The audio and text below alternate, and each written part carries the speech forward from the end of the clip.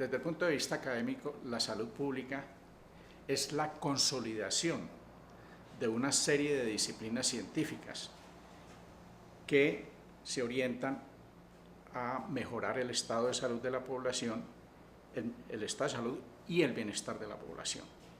¿Cuáles son esas disciplinas científicas que se consolidan para hacer la salud pública? Empezando por la biometría, hay que medir primero que todo, biometría, epidemiología, demografía, antropología, ciencias sociales, especialmente sociología y psicología social, economía, indiscutiblemente. Por lo menos esas 7 son las disciplinas que tienen que ser muy bien manejadas para hacer una verdadera salud pública. Y lo que se tiene que hacer con todo eso, por eso la salud pública en sí mismo no es una disciplina científica per se, pero sí es la consolidación de esas otras disciplinas científicas que acabo de mencionar. Para uno hacer buena salud pública tiene que saber un poco de cada uno, o mucho hasta donde uno pueda, de cada una de esas disciplinas científicas que acabo de mencionar.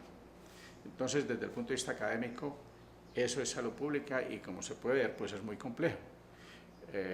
Es una tarea para siempre si uno se mete en ella, para aprender todos los días hasta que se muera salud pública. Desde el punto de vista de las políticas, ¿cómo se usa la salud pública? Se usan las políticas públicas. Y aquí yo podría parodiar un poquito una frase de un famosísimo padre de la salud pública que es Virchow. Virchow dijo que la medicina no es más que la política en gran escala. Y yo diría al revés, que la política no es más que salud pública en gran escala. Entonces, con eso defino lo que hace la salud pública. La salud pública no es más que hacer política en gran escala y hacerla con bases científicas, que esa es la diferencia. El gran desafío, tengo un libro sobre mi mesa, sobre la mesa, que precisamente trata de ese gran desafío, y es el cisma que se produjo entre la medicina y la salud pública, siendo que no debían separarse. Durante el siglo pasado se separaron. Se separaron porque la medicina cada vez se fue estrechando más y casi hizo un foco muy estrecho de lo que podía ser, siendo que siempre la medicina es el punto de partida fundamental de la salud pública. ¿Por qué? Cuando a mí me llega un paciente a mi consultorio y yo le hago una buena historia clínica que está desapareciendo desgraciadamente, le hago un buen examen físico que está desapareciendo desgraciadamente, y le mando un poco de exámenes de laboratorio que están abrumando al médico con un mundo de cosas que le llegan y se olvida del paciente. Pero lo importante para mí no es solamente tratar a ese paciente, sino por qué ese tipo está enfermo, dónde vive, cómo vive, tiene relación su vida con su enfermedad. Y además me hago la pregunta, ¿y cuántos más estarán así? Cuando yo me hago esas preguntas, estoy haciendo preguntas de salud pública, pero a partir de un paciente y a partir de medicina de verdad, que ese es el punto. Cómo el médico, siempre que se siente frente a un paciente, y llegan a un diagnóstico, diabetes, síndrome de Marfan, eclampsia, él inmediatamente debería estar preguntando, ¿cómo es que esta persona vive para que tenga esa enfermedad? ¿Cómo es su circunstancia vital para eso? Cuando yo hago esas preguntas estoy empezando a pensar en salud pública. Y después, ¿y cuántos más estarán sufriendo eso? ¿Y por qué son tantos o por qué son tan pocos? Son las preguntas grandes de los porqués de la salud pública. Y si yo puedo responder eso, estoy empezando a hacer buena salud pública. El problema, como lo decía, es que la medicina se ha ido estrechando cada vez más hasta olvidarse del paciente. Ya el paciente no es importante. Importante es todo ese volumen de información que le llega del laboratorio al médico, de la radiografía, de las imagenologías, de todo eso. Y el paciente se le pierde en medio de un volumen gigantesco de datos de laboratorio y tiene mucho más capacidad de errar ahora el médico que antes, porque tiene un exagerado volumen de información. Entonces cada vez es más frecuente los errores médicos. Por eso en este momento la iatrogenia es un problema de salud pública grave en todo el mundo. La iatrogenia, que son las enfermedades producidas por el acto médico. Por ejemplo, en este momento los errores médicos en Estados Unidos causan más muertes por año que el cáncer de mama, o que el VIH-Sida, o que los accidentes de tránsito. Matan más los errores médicos que esas tres cosas en Estados Unidos. Y aquí en Colombia hay solamente, desgraciadamente, un estudio que muestra muy claramente cómo está creciendo los errores médicos en los hospitales colombianos. Y es muy grave, gravísimo lo que está pasando.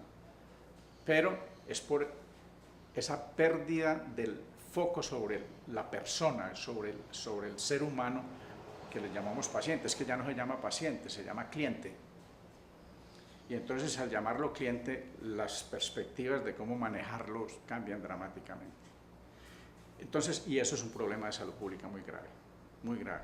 Entonces, una de las cosas que tendría que hacer la salud pública, no solamente el por qué que me preguntas, sino de cómo, es volver a hermanar la medicina con la salud pública, pero de una manera realmente fraternal, es decir, donde cada una se apoye y no se separen más, donde realmente no quiero decir que son únicamente los médicos los que pueden ser buenos saludistas, pero los mejores saludistas siempre son médicos, porque tienen muy claro la condición humana de la persona, y entonces la proyectan a toda una comunidad, y por eso es que son de una proyección mucho más humana, de mayor efectividad y de más importancia para la sociedad.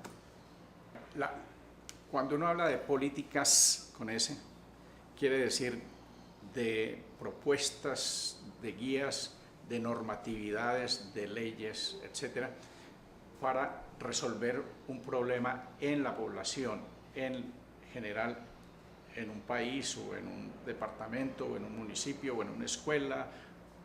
Las políticas tienen eso, son normatividades para resolver problemas específicos. Y lo que hace la salud pública es, basado en la evidencia, que dan todas esas disciplinas que mencioné al comienzo, basados en esas disciplinas, proponer cómo resolver problemas específicos. Y eso ese enunciado es lo que se convierte en una política pública. Y lo importante de hablar de política pública es que eso tiene que ser refrendado por un proceso democrático, a través de una circular que dé el alcalde, un decreto que dé el alcalde, un acuerdo que dé el Consejo, una ley que saque el Congreso o un dictamen que dé la Corte Constitucional. Pero tiene que tener ese formalismo democrático. Hay muchas cosas que se pueden hacer informalmente, pero para que la salud pública sea la política en grande, tiene que llegar hasta allá con esas propuestas de políticas públicas. Yo soy muy crítico de la manera como se están formando los saludistas, no solamente aquí en Cali o en Medellín. También en Medellín hay problemas muy similares a los que están aquí en la escuela nuestra. Mire, por ejemplo, un caso que a mí me parece muy grave. Casi la mitad del esfuerzo que están haciendo las dos escuelas de salud pública que hay en Colombia es para formar gerentes de hospitales. ¿Y los hospitales para qué son? Para curar y rehabilitar, pero ¿dónde está la prevención y dónde está la promoción de la salud? ¿La prevención de la enfermedad? No, de eso no se habla. ¿Sabe cuánto se dedica de todo el presupuesto del país que se gasta en salud, de todos los pesos que nos gastamos en salud, cuántos se dedican a la salud pública? 4 de cada 100 pesos. Es decir, nos gastamos 96 pesos para curar, rehabilitar y paliar, pero para prevenir la enfermedad muy poco, y para promover la salud mucho menos. Y de esas dos cosas que son elementalmente fundamentales en la salud pública, eso nos está enseñando en las escuelas de salud pública. ¿Usted ha visto algún especialista en medicina preventiva en Colombia? No hay. Yo soy uno de los pocos, tengo ese orgullo de decirlo porque me gradué aquí cuando había un departamento de medicina preventiva y salud pública, y me gradué de especialista en medicina preventiva y salud pública. 2 títulos muy grandes. Entonces, el problema de las escuelas de salud pública es que se han dedicado a hablar de una cosa que es equivocada, de los sistemas de salud. De salud no tienen nada, son sistemas médicos, pero de salud no tienen nada. ¿Por qué? Porque están dedicados a curar. Esperan que la gente se enferme para diagnosticarla y curarla, o rehabilitarla, o paliarla y ayudarla a que se muera. Pero esos sistemas llamados así de salud, que no son de salud, insisto, son sistemas médicos, de medicina, pero de salud no tienen nada. Porque la salud es para prevenir la enfermedad y promover la salud, pero estos son para curar. Y por eso es el problema, por ejemplo, del siglo pasado. El problema grande es que todo el mundo cree que los grandes avances de la medicina son los que han mejorado la salud. Eso no es cierto. La salud pública fue la que hizo los grandes avances en la mejoría del estado de salud de todo el mundo. La medicina, la contribución fue muy modesta, pues porque es muy estrecho el espacio donde actúa, que es en diagnosticar, curar y rehabilitar. Espera que la gente se enferma para actuar. Entonces, por ahí no llegamos a ningún Pereira, como se diría. Entonces, por eso las escuelas de salud pública tienen que mirar un poquito más ese foco. Olvídese de los gerentes de hospitales y de los gerentes de los sistemas llamados de salud, que, como insisto, no son de salud, son sistemas de servicios médicos. No quiero decir con esto que no se necesitan, pero no son los más importantes. Y además lo importante es crear los sistemas de salud, los sistemas de servicios de salud. Y alguien me puede preguntar, ¿y cuáles son los servicios de salud que yo no conozco? Le dije, son así. Y hay algunos que ya los pagamos y no nos damos cuenta, por ejemplo, el agua potable, la disposición adecuada de excretas, el consumo seguro de nutrientes, de alimentos. Eso es todo salud pública. Pero hay otras cosas de salud pública que tocan directamente con la medicina. Por ejemplo, uno que a mí me preocupa dramáticamente en este momento es el consumo de medicamentos. Hay una avalancha en todo el mundo de propaganda de las empresas farmacéuticas que están medicalizando la vida de todo el mundo. Nadie puede vivir si no se toma una pepa diariamente de algo. Y eso está malo, eso no es por ahí. Eso no es medicina ni es salud, pero sí es un perjuicio muy grande. Esa medicalización de la vida es gravísima y es un problema gigante de salud pública. Ahora, ¿qué están haciendo en las escuelas de salud pública para eso? Nada. Desgraciadamente no están haciendo nada. Pero hay que empezar por el principio, hay que empezar por reconocer y hablar del problema, y eso es lo que yo trato de hacer. ¿Qué otras cosas se deben aprender y enseñar en las escuelas de salud pública? Hay dos, por lo menos, muy importantes que en este momento no se están enseñando, no son formalmente materias, disciplinas de la salud pública, que yo las considero esenciales en este momento. Son la organización y participación de la comunidad. ¿Cómo se hace eso? Para eso se necesita un excelente bagaje científico en ciencias sociales.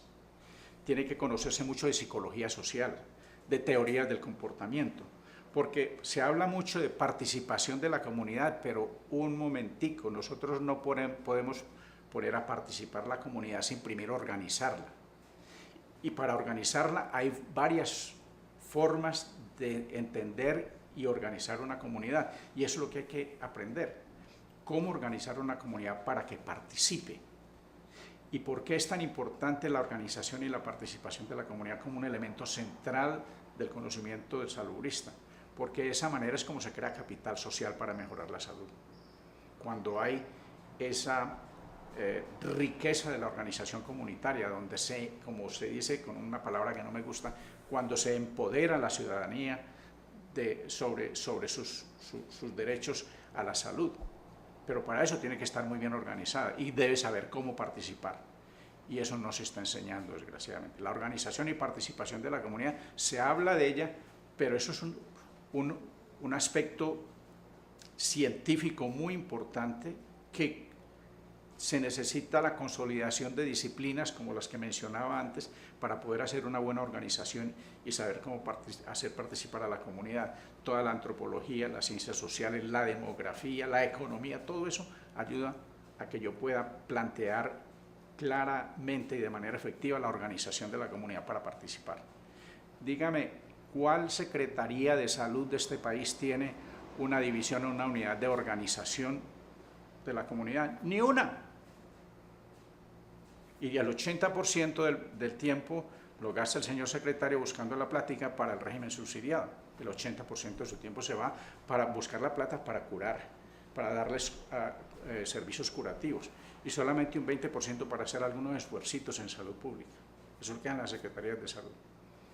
Ahora, el otro aspecto fundamental, abogacía, saber abogacía, pero no abogacía del abogado de derechos, no, abogacía en el sentido de que yo abogo por una idea y la defiendo o la promuevo o la pongo en el plano público. Eso es hacer abogacía. No creo que encuentre otra palabra más apropiada que esa, es abogar por algo.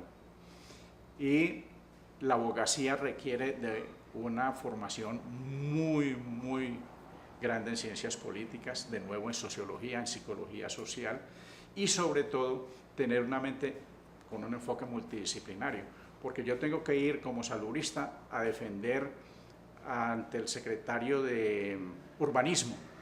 Miren, en Cali las ciclorrutas pueden ser una solución no solamente para mejorar el transporte, sino para mejorar el estado de salud de la población, que está muy sedentaria y tiene estos otros problemas, consecuencias del sedentarismo. Pero para eso tengo que hablar con conocimiento de causa.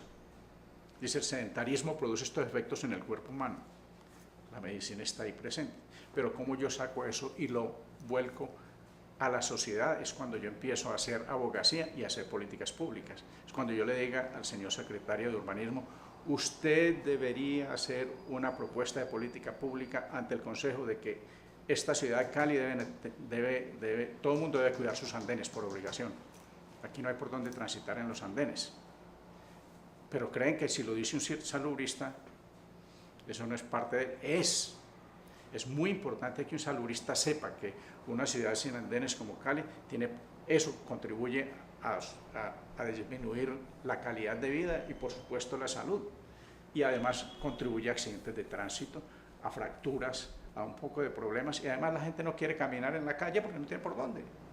Entonces el sedentarismo se está estimulando con una ciudad que no tiene andenes, pero eso lo tengo que entender yo como salubrista para decírselo al señor secretario, decirle, mire, hagamos un esfuerzo entre todos.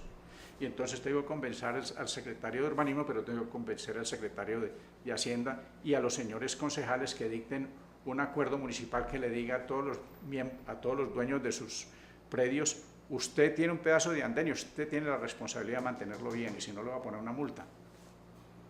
Y lo arreglo yo como municipio, pero le pongo una multa a usted, porque usted no lo arregla. Pero eso lo tengo que decir yo como salubrista. Eso entonces es otro aspecto en la formación de salubristas que yo veo muy floja. Y reducirle la importancia a eso de las gerencias del sistema llamado de salud, que a mí no me convence. No es ni sistema de salud y de servicios de salud, mucho menos. Pero se le está dedicando un esfuerzo gigantesco en las escuelas de salud pública para preparar a esta gente. Por ahí no es.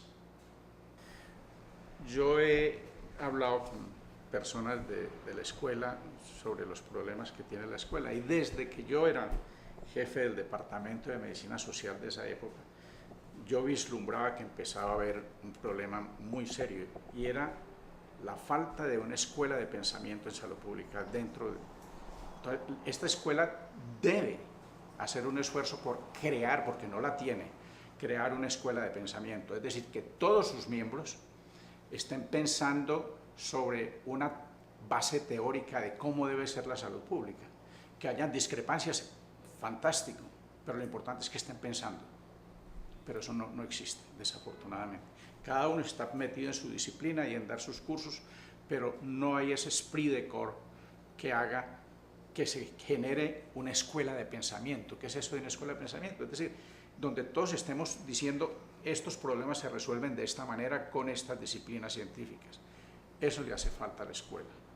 hay otro problema que es gravísimo, gravísimo, que es el hacinamiento, la falta de espacio que tiene esta institución. Yo diría que se está tuburizando. Y eso tiene efectos perversos, muy negativos, no solamente en la eficiencia con que se trabaja, en la calidad de la docencia, en las relaciones humanas y además en la apariencia física para la gente de afuera, tan simple como eso también hay que mirarlo. Y esta escuela ha crecido exageradamente para el espacio que tiene. Y si quieres volverse una escuela con todo el prestigio y el respeto que se merece, tiene que mejorar su espacio físico, y eso lo tiene que decir desde aquí hacia las directivas de la universidad.